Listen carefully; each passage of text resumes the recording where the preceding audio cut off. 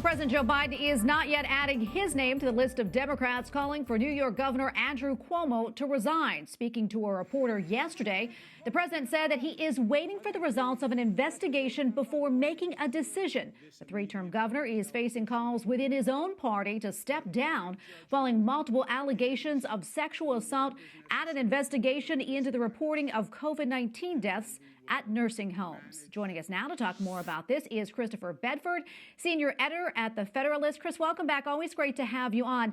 Let's talk a little bit more about this. At one point, Governor Cuomo was seen as sort of the gold standard, so to speak, when it came to handling the COVID crisis in his state. And now he's facing an investigation into his handling of nursing homes and also a plethora of sexual assault allegations. What are your thoughts? Well, you're exactly right. He was seen as a gold standard in his state and nationally for how to handle COVID. But the reality the entire time on that was it was a myth.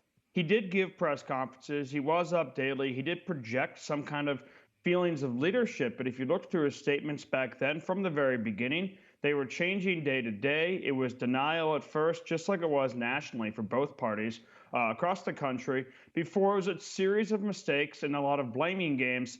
Now, this myth that was created by a lot of his friends in the media, whether it's some of the other networks or some of the major newspapers, was then held up to attack governors like Kristi Noem in South Dakota or Ron DeSantis in Florida, despite the fact that now, especially now, it's really looking like they did a better job.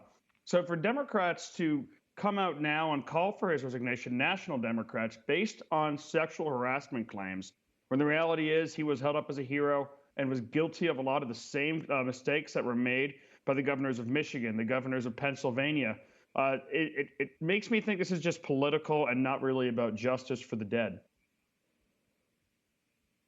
And Chris, as you know, a number of prominent Democrats are now calling for Cuomo's resignation. Are you at all surprised by that?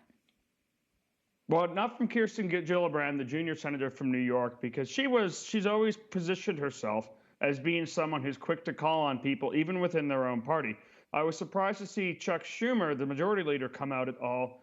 And right now we're watching to see what Nancy Pelosi and Joe Biden will do. But there's a real problem for a lot of those Democrats, which is Governor Wolf, a Democrat in Pennsylvania, Governor Whitmer, a Democrat in Michigan, and other governors made the same really on its face foolish mistake, even at the time, to transfer potential COVID patients into elderly homes, and then in a lot of times to try and bar any kind of investigation or any kind of litigation over it.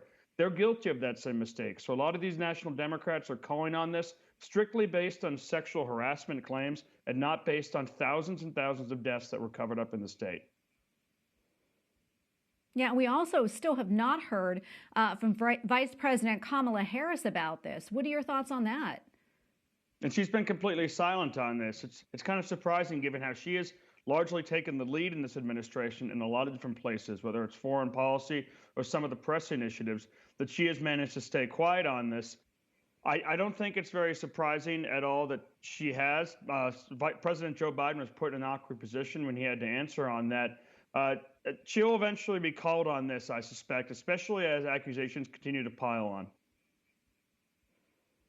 Yeah, and Governor Cuomo, we've seen this. He has still repeatedly said that he's not going to step down. So what do you think comes after this?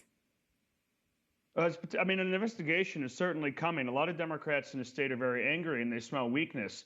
Democrats are more willing to turn on a Democrat in New York or states like that, just like Cuomo himself turned on then Governor Eliot Spitzer when Cuomo was Attorney General and led the investigation that took Spitzer down before eventually taking his place.